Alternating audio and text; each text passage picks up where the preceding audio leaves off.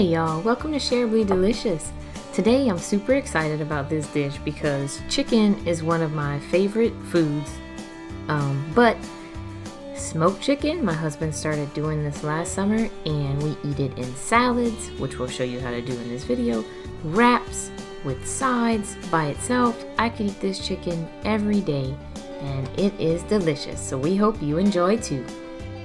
You'll need bone-in chicken thighs, kosher salt, your favorite meat seasoning, we usually use season all on chicken, water, and then the materials you'll need for smoking on a pit or a charcoal grill.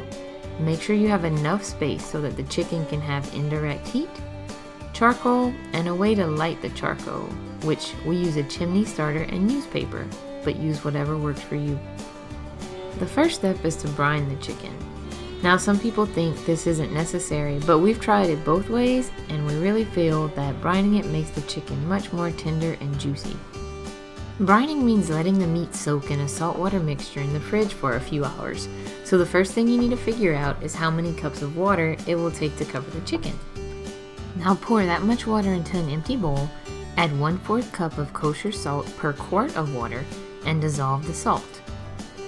So we used 9 cups of water to cover our chicken, which means we added a little more than half a cup of salt. Put the chicken in the bowl, making sure all the chicken is covered by water. Now refrigerate it for at least 2 hours and up to 4. When you're ready to grill, rinse and drain the chicken. Pat it dry with paper towels and then season it with your favorite seasonings.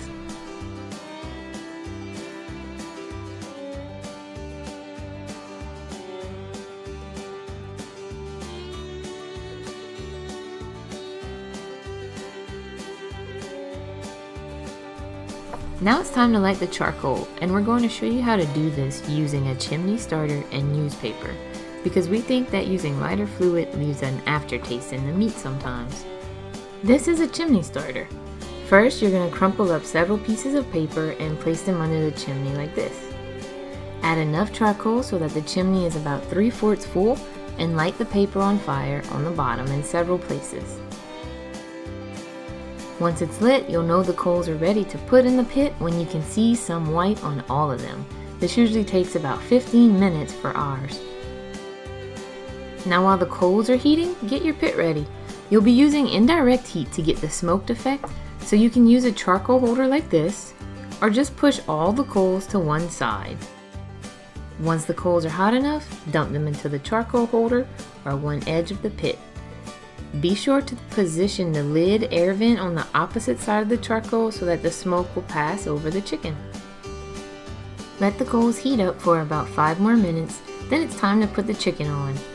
Place the chicken away from the coals like this and try not to let them touch each other so that more smoke can get to all parts of the chicken. You want the inside temperature of the pit to be around 225 to 250 degrees Fahrenheit. Set a timer and rotate the chicken every 20 minutes. Every time you rotate them, you should also add 5 or 6 more coals. After the first 40 minutes, start checking for doneness. This means the internal temperature of the chicken should be 165 degrees. Once they reach this temperature, it's time to take them off. Here's what our salads look like, and we make big salads for a full meal. We use fresh spinach, cucumbers, broccoli, avocado, carrots, tiny pieces of red onions, salt, sunflower seeds, which I didn't show here, and of course, the smoked chicken. It's such a delicious combo that we don't even use any dressing. We hope you guys enjoyed this recipe as much as we do. We love smoked chicken and can eat it plain, in a salad, in a wrap, but today, we wanted to show you how we use it in salad because that's what we did with this chicken.